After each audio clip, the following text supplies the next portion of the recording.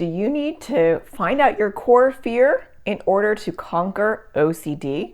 We're going to talk all about it. Stay tuned. That's what's up next.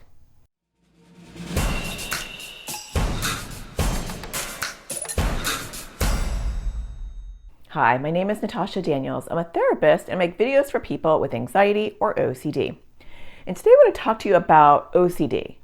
A lot of times we are playing whac-a-mole. You have different OCD themes, different intrusive thoughts, a million gazillion compulsions, and there seems no pattern or consistency of it. You're just like, what's the next thing that OCD is going to be bothering me about? You may not even know your theme. You might just be so busy with your compulsions of doing and avoiding everything that OCD says that you don't even know what your OCD theme is.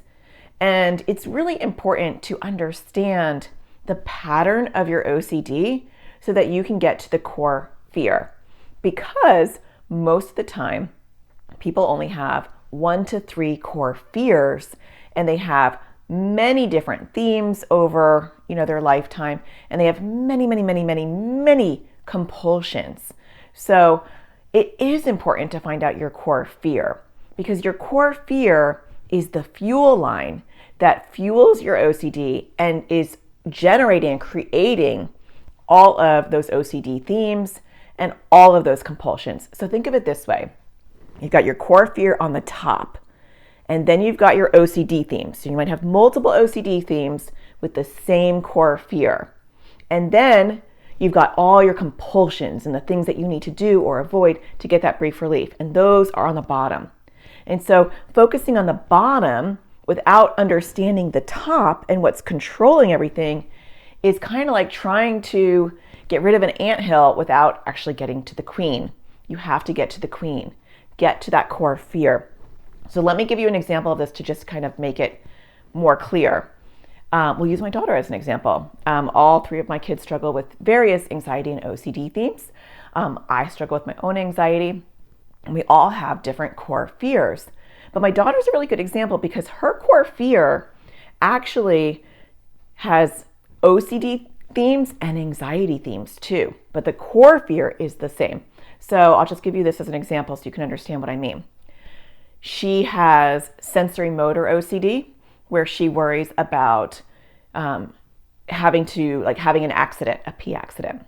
And so her compulsion would be to go to the bathroom over and over and over again, just in case, she needs to go, where the theme is sensory motor OCD.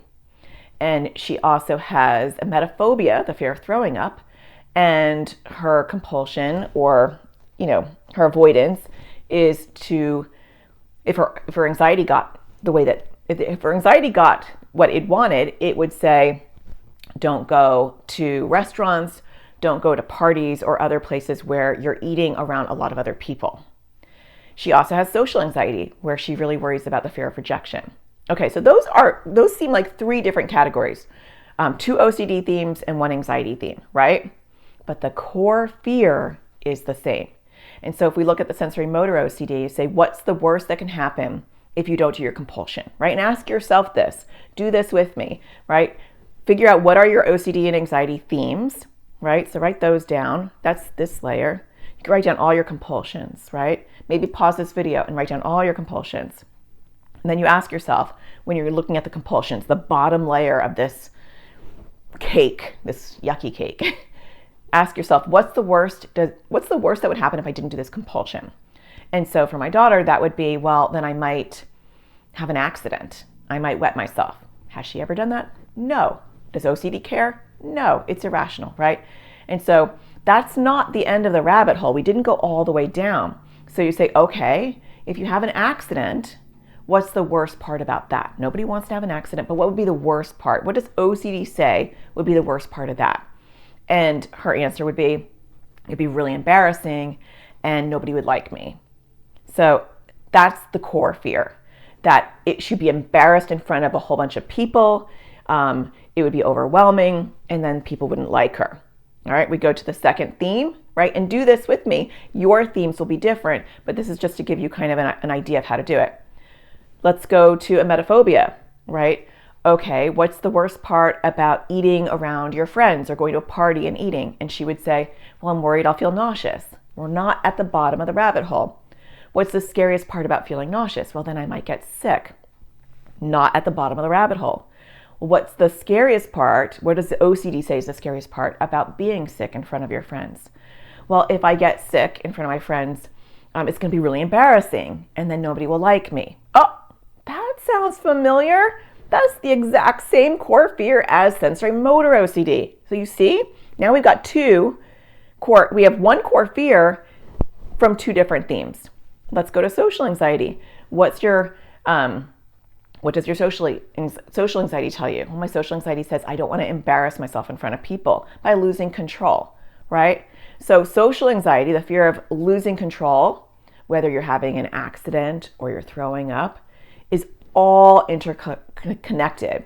And so one core fear for her is the fear of embarrassment in front of other people. That's her core fear.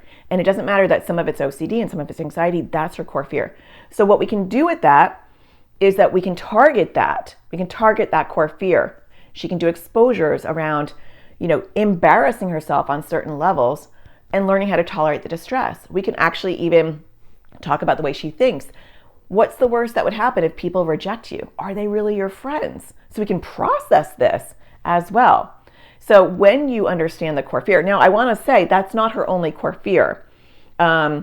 She has a couple of other ones. She has a disgust theme, and that's unrelated to the fear of embarrassment in front of other people. She is overwhelmed with a feeling of disgust, and so she avoids or does things to not have that emotion.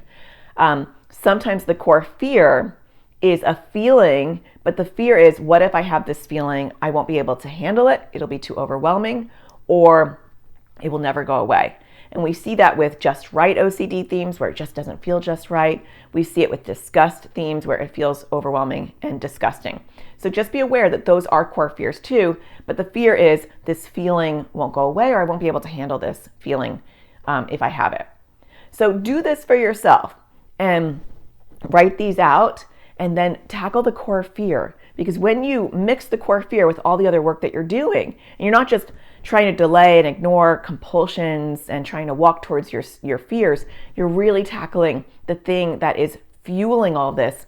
You're going to have a lot more success long term. I hope that you found this helpful. Don't forget to find the sparkle in everything you do. And if you have ideas for videos that you want me to make, please let me know in the comments.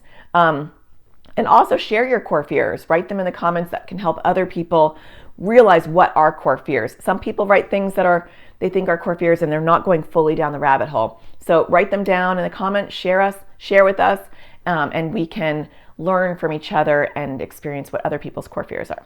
Take care.